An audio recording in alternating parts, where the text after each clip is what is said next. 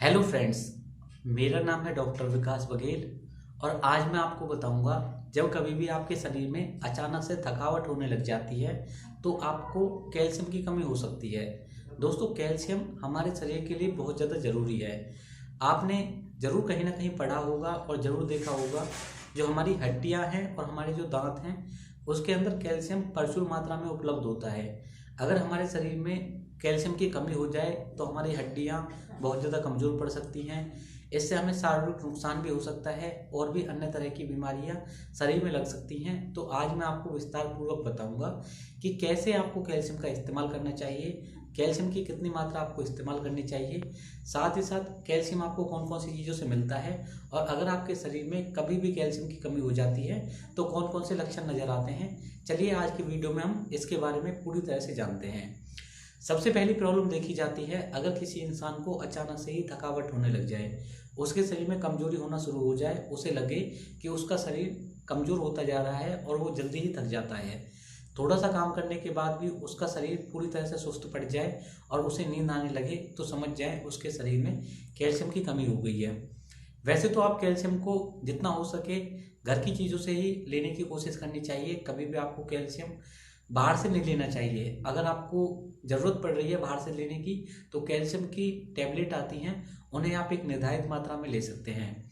अगर आपको लगातार फटीग रहती है, थकावट रहती है, कमजोरी रहती है, तो आपको रोजाना के तौर पर सुबह और शाम दूध पीना चाहिए।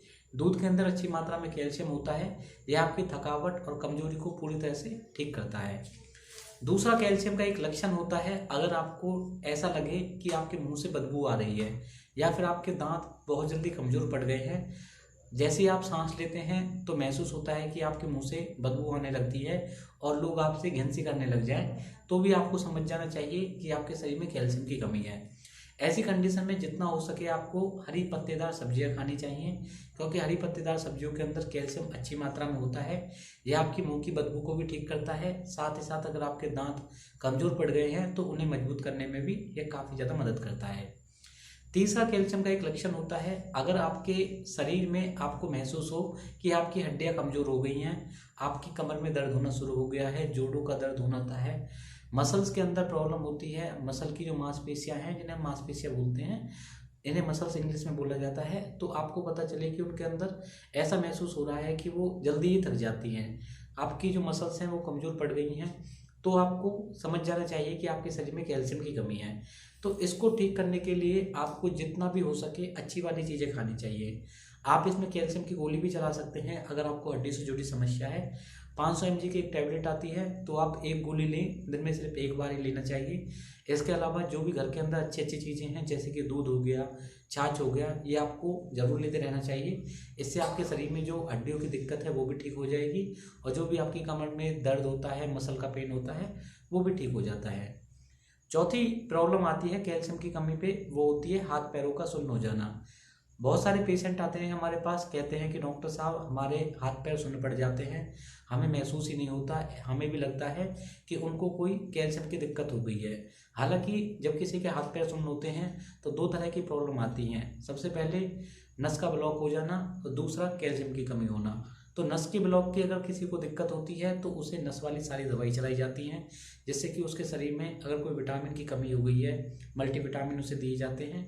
इसके अलावा अगर किसी के हाथ पैर हड्डियों की वजह से सुन्न पड़ते हैं तो उन्हें जो कैल्शियम की गोली आती है 500 mg के अंदर, दिन में सिर्फ एक बार ही इस्तेमाल करनी चाहिए। और जो घर के अंदर अच्छी चीज़ें हैं जैसे कि आप दाल का सेवन कर सकते हैं, जो बीन्स आती हैं उनका इस्तेमाल करें, दूध का सेवन करें, दही खाएं, इससे आपके जो हाथ पैर सुन्न होने की दिक्कत है वो जल्दी से जल्दी ठीक हो जाएगी।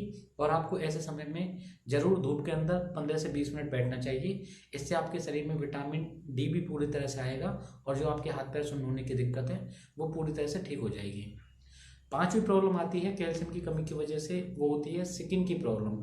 कुछ लोगों को देखा जाता है कि उनकी जो स्किन होती है ड्राई पड़ना शुरू हो जाती है। इसमें दोस्तों मुख्य रूप से माना जाता है कि ये हाइपोकैलेमिया का केस है, यानी कि उनके शरीर में कैल्शियम की कमी हो गई है।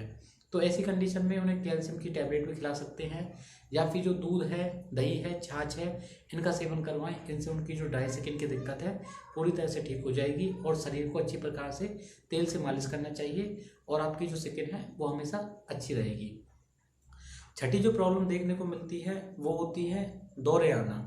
अक्सर लोगों को बार बार दौरे की शिकायत होती है। दौरे की शिकायत होने पर लोगों को पता चलता है कि उनके शरीर में कैल्शियम की कमी हो गई है।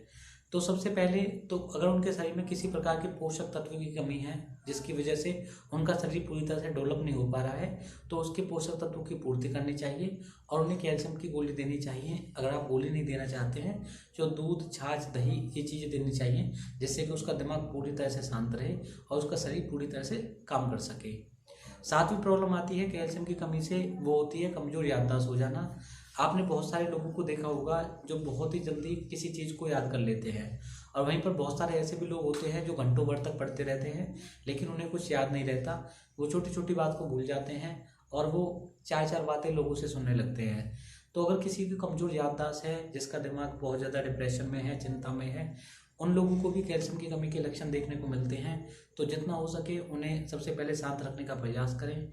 अगर वो किसी चीज़ को ज़्यादा लंबे समय तक याद नहीं कर पाते हैं तो उनको प्रैक्टिस करनी चाहिए, चीज़ों को याद रखने की कोशिश करनी चाहिए, ट्रिक वगैरह लगानी चाहिए जिससे कि वो चीज़ों को याद रख सकें।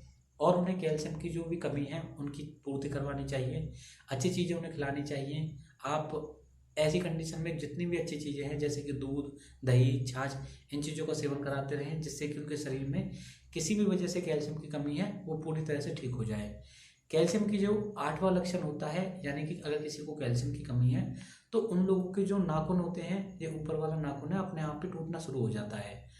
अगर किसी को ऐसी दिक्कत देखने को मिलती है तो समझ जाएं कि उसे कैल्शियम की कमी है। नाखून टूटने पर उन्हें काफ़ी ज़्यादा पेन भी हो सकता है, और अगर जो कच्चा नाखून टूट जाए तो उन्हें दिक्कत भी हो सकती है। यह कैल्शियम का एक बहुत ही मेन और इम्पोर्टेंट लक्षण है, इसके बारे में हमें ज़रूर बातचीत करनी चाहिए।